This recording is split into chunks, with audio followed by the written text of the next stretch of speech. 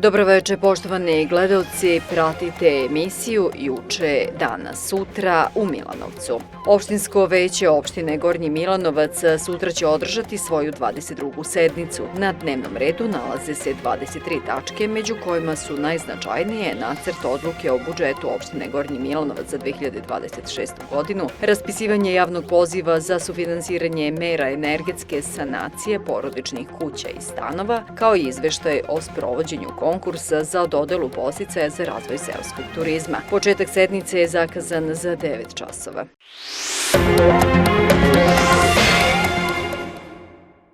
Miloš Živković, direktor Impulsa 2019, sutra će u regionalnom inovacionom start-up centru u Gornjem Milanovcu održati stručno predavanje. Predavanje je pod nazivom Kako do investicija za tvoj budući start-up počinje u 17 časova 30 minuta, a fokusirano je na upoznavanje timova i pojedinaca sa dostupnim finansijskim modelima, javnim grantovima, fondovima rizičnog kapitala i programima podrške za rane faze razvoja inovativnih projekata. Učešće je besplatno uz obaveznu registraciju.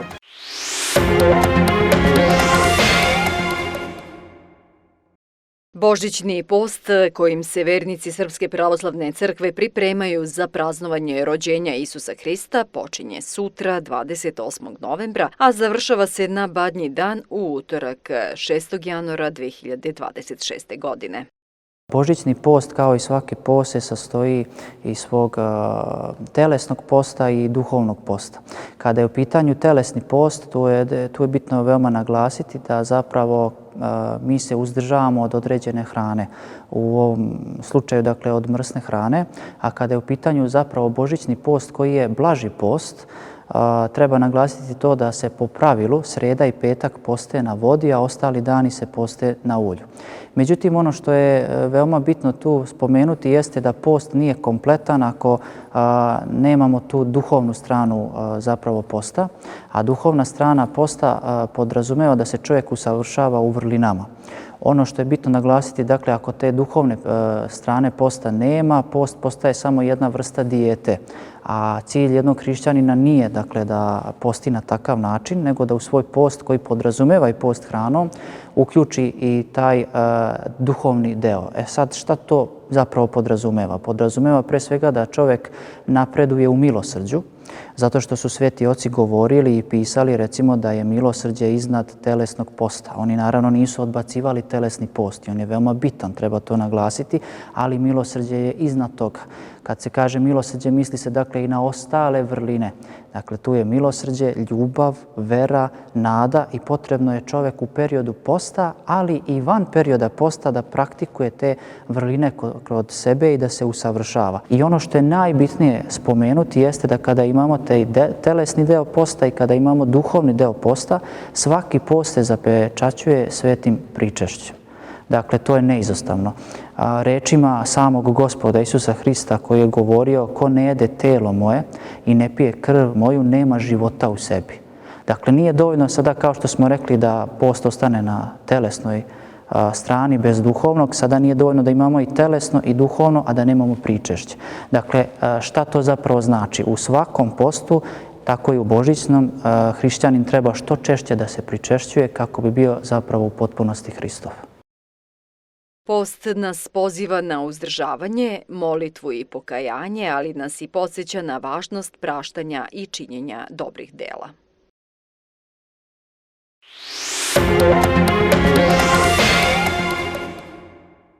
Komedija Maratonci trče počasni krug biće izvedena večeras na maloj sceni. Ovo je pretposlednje izvođenje u Gornjem Milanovcu pre odlaska Milanovačkog pozorišta na mini turneje u Sloveniju. Predstavu po drami Dušana Kovačevića režirao je Branko Knežević. Početak predstave je u 20 časova.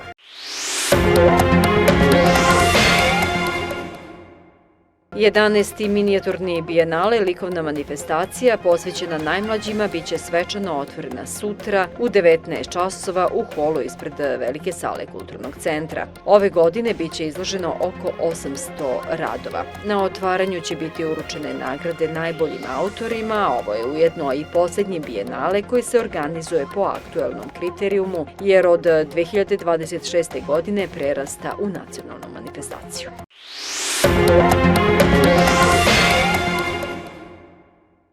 Milanovačka televizija je u svom studiju ugostila mlade sportiste, ekipu gimnazije koja se 21. novembra vratila iz Brazila sa svetskog prvenstva u futsalu, gde su zauzeli odlično 8. mesto. Nastavnica Nataša Ćirković govorila je o iskustvima sa puta, izazovima i treninzima koji su ih doveli do uspeha. Nakon jutarnjeg programa imali smo priliku da razgovaramo i sa članovima ekipe koji su podelili utiske o atmosferi u Brazilu i značaju ovog takmičenja. Na samoj dodjeli pehara bilo je pomenuto negdje da treba se ide da je svetsko prvenstvo u Brazilu. I sad mi nismo mogli da vjerujemo da će to što se desi, da ćemo mi ići tamo i bile su neke naznake kao osvojili sam prvo mjesto i kao moguće da ćete ići u Brazil. I sad jedan dan nama javlja profesor kako što imali u Viber grupi nas 10 zajedno, su imali tu grupu jer su se dogovarali, opisivali i sama profesorka je nam poslala poruku da idemo u Brazil. I mi nismo bili svjesni da idemo uopšte u Brazil dok nismo otišli tamo. Više detalja o njihovom putu i utiscima pogledajte u emisiji Sport u Milanovcu, koja sledi nakon informativne emisije Juče, danas, sutra u Milanovcu.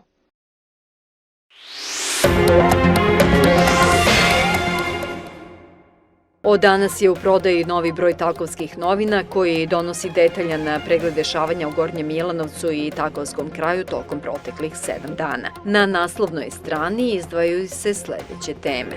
8. mesto sa zlatnim sjajem, uspeh ekipe gimnazije na svetskom prvenstvu u futsalu, zatim priča o osnivanju novog futsal kluba u gradu, naziv ekipe Lunjevački put, Manastir Vraćevšnica kao izdavač godišnjaka za kulturno i duhovno nasleđe, prvi broj posvećen je Mati Ani Adžić. Časopis se može kupiti na svim uobičajenim prodajnim mestima.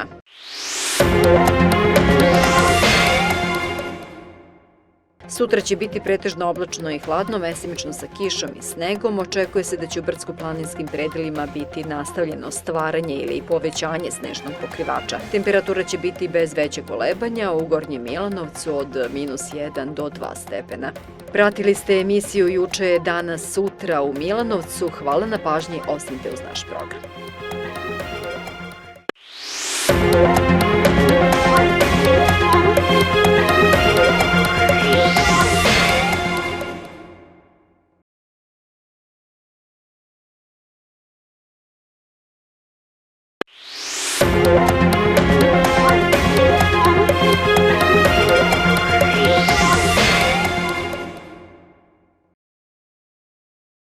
Milanovačka televizija ugostila je u svom studiju prave sportske heroje, ekipu gimnazije koja se nedavno vratila sa svetskog prvenstva u futsalu iz Brazila, gde su osvojili odlično 8. mesto. U jutarnjem programu gledaoci su imali priliku da čuju impresije direktno od članova pobedničke ekipe. Prvo je svoje utiske i ponos na uspeh učenika podelila njihova profesorka, a zatim je i kapiten ekipe prepričao svoje nezaboravno iskustvo. Utisci, veruj mi, još se nije to sve sleglo, još uvek smo pod nekim utiscima i mislima još u Brazilu, ali savršeno je bilo, stvarno. Prvo od tog odlaska koji nije bio očekivan. Prosto kad nam je profesorka javila da idemo u taj Brazil, mi smo prvo između sebe nismo mogli da verujemo. Bila je neverica, tako? Mislili smo da uopšte to nije realno i da mi uopšte tamo nećemo ni otići, ali smo se nadali. I kad smo dobili informacije da idemo sigurno, bio je jako lep osjećaj, jednostavno takav osjećaj nisam imao do tada u životu i stvarno ne mogu da vam opišem rečima koliko je to meni i svim mojim saigračima, kako se zove, u stvari to toliko bilo lepo. Nakon jutarnjeg programa razgovarali smo sa članovima ekipe, a Ognjen Petrović je govorio o samim pripremama i svemu što se dešavalo pred odlazak na svetsko prvenstvo. Naša škola gimnazija Takovskih ustanak je okupila ekipu. Išli smo prvo školski nivo takmičenja, to smo igrali protiv tehničke i ekonomske škole. Osvojili smo školski nivo takmičenja, dalje je bio okružen. Okružen je bio u Lučanima. U Lučanima smo igrali protiv Lučana i Ivanjice, to smo isto dobili, ali smo svaku utakmicu krenuli sa zaostatkom od 2 gola minusa, pa smo preokretali, to smo osvojili. Dalje je bilo međuokružno koje je bilo kod nas u Milanovcu, u Brezi. To smo igrali protiv ekipa iz Kragujevca i Novog Pazara. Prva nam je bila protiv Pazara, Tu smo dobili sa velikom gol razlikom. Dalje je išao Ranić, to je bila malo napetija utakmica i stvarno je protivnik bio korektan za taj nivo takmičenja, ali smo to uspjeli da savladamo. I dalje je bio republički nivo takmičenja. To je bilo u Karatašu, mjesto pored Kladova, i tu smo iz 2 dana imali utakmice. Prvi dan je sastavljena grupa od 4 ekipe zajedno sa nama. Mi smo bili 3 ekipe pored nas i prvo smo igrali protiv Prokuplja, to smo dobili 4-1. Sljedeća je bila protiv Sombora i to smo krenuli onako nervozno. Mislim, više smo bili opušteni da ćemo mi to lako da pobedimo, i pošto smo imali stvarno dobru ekipu, imali su dečaci iz prethodne generacije 2600, dvojica dečaka koji su nam stvarno označili za tu ekipu, i to smo krenuli sa 2 gola isto za ostatka, krenuli na 4-2 i krajnji rezultat utakmice bio 4-3 i treba nam je 1 bod da bi završili u finalu. Znači iz 2 utakmice smo imali po 6 bodova i pala je taj još 1 bod, igrali smo protiv Šida. I mi smo sad gledali ostale utakmice sem naše i vidjeli smo da Šid nije, mislili smo bolje od te ekipe i opet smo ušli lagano u tu utakmicu, krenuli da gubimo 2-0, 2-2 i posljednji napad za bod, to jest 2-2, onda su oni dali gol za 3-2 i trebao nam taj 1 gol za taj bod da mi ušli u finale, i u posljednjem trenutku utakmice smo dali taj gol za 3-3 i dalje je bilo finale. Finale nije igrano u istoj sali kao i ovaj grupni deo takmičenja. Finale igrano u sali u Kladovu i tu smo igrali protiv ekipe Vršca u finalu. Isto smo krenuli iz minusa 2-0 i na kraju isto pred kraj smo vratili rezultat u našu korist 3-2. Na kraju posljednjih 5 sekundi smo dobili 5. faul, to je jedan za nas da je bio za njih penal. Naš golman je to odbranio i osvojili smo to republičko takmičenje. I na samoj dodjeli pehara bilo je pomenuto negdje da treba se ide da je svjetsko prvenstvo u Brazilu. I sad mi nismo mogli da vjerujemo da će to što se desi, da ćemo mi ići tamo, i bile su neke naznake kao osvojili smo prvo mjesto i kao moguće da ćete ići u Brazil. I sad jedan dan nama javlja profesor, kako što imali u Viber grupi nas 10 zajedno, su imali tu grupu gdje su se dogovarali, dopisivali, i sama profesor je nam poslala poruku da idemo u Brazil. I mi nismo bili svjesni da idemo uopšte u Brazil dok nismo otišli tamo. Ognjen Kalajanović je prepričao svoje nezaboravno iskustvo, atmosferu i put do Brazila. Nama je i dalje to bilo nestvarno. Tek smo počeli da budemo svjesni kad smo stigli u Beograd na aerodrom. Iako i dosta nas imalo tremu, pošto smo prvi put letjeli avionom. I onda stižemo u Frankfurt. Tu smo i nešto dugo čekali let za Sao Paulo. Poslije toga preko okeana, to nam je baš dugo trajalo. I stižemo u Sao Paulo. Poslije Sao Paula u Braziliju. U Braziliji smo nešto dugo baš čekali autobus. Poslije, samo sa jednim treningom, mi ulazimo na to svjetsko prvenstvo. Prva utakmica protiv Gruzije. To smo malo lošije ušli, nesigurni, nismo se uigrali. Tek smo polako kroz utakmicu, zato što smo bolji bili od njih, krenuli da stižemo. I na kraju je bilo 9-5. A sve vrijeme smo jurili rezultat. Poslije utakmica protiv Quebeca, lakši protivnik, to smo dobili 5-0. 6-0. To onda, tad smo se već kvalifikovali, prošli grupu. Onda smo tek vidjeli da možemo i onda smo već podizali malo standarde. I onda smo išli na Čehe i njih smo dobili 4-1.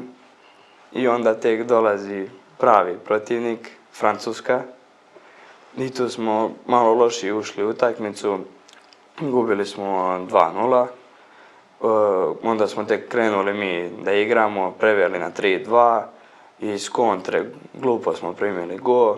I tu utakmicu smo bolji bili, ali malo nedostatak sportske sreće i penali, lutrija, i tu smo izgubili. Za mlade talente ovo je bilo jedno veliko iskustvo, a evo šta Mateja Milošević kaže o Brazilu, kulturi, tradiciji, hrani i vremenu koje su proveli tamo. Atmosfera je bila sjajna, družili smo se svi zajedno, tu bili smo u kompleksu, sve ekipe su bile tu na jednom mjestu, ali mi smo najviše vremena provodili sa Republikom Srpskom i sa njima smo se najviše i družili. Pa imali smo, što se tiče slobodnog vremena, posle utakmice, ceo dan smo imali slobodno, imali smo vremena da obiđemo i sam grad i imali smo prijem ambasadi gdje su nas dočekali naši ljudi i zahvaljujemo se na tome. Oni su nas kasnije taj dan i odveli u obilazak grada, išli smo na tu njihovu sambu gdje nas je vodio taj ambasador i tu smo se sjajno proveli. A ovako što se tiče ostalih dana, najviše vremena smo provodili u tim tržnim centrima jer nismo stvarno znali šta više da obilazimo jer smo bili sami tamo. I hrana je bila, malo je bila prilagođena nama, što je dosta ekipa bilo iz Evrope i onda, ali dosta njihovih začina je bilo i previše začinjena hrana. Sljedeće godine u maju se održava Evropsko prvenstvo u Banja Luci i mi smo bili sad sa tom ekipom to jest nije ta ekipa bila iz Banja Luke, ali je bila iz Republike Srpske i oni organizuju tu u tom dešavanju i dobili smo od njih poziv. Šta god da uradimo ovdje na državnom, da možemo da odemo dole. Uspeh gimnazijalaca važan je i za naš grad i za našu zemlju, jer kroz igru, trud i sportski duh dostojanstveno predstavljaju Srbiju na svetskoj sceni. Njihov nastup u Brazilu potvrda je koliko mladi mogu da doprinesu promociji sporta i zajednici iz koje dolaze.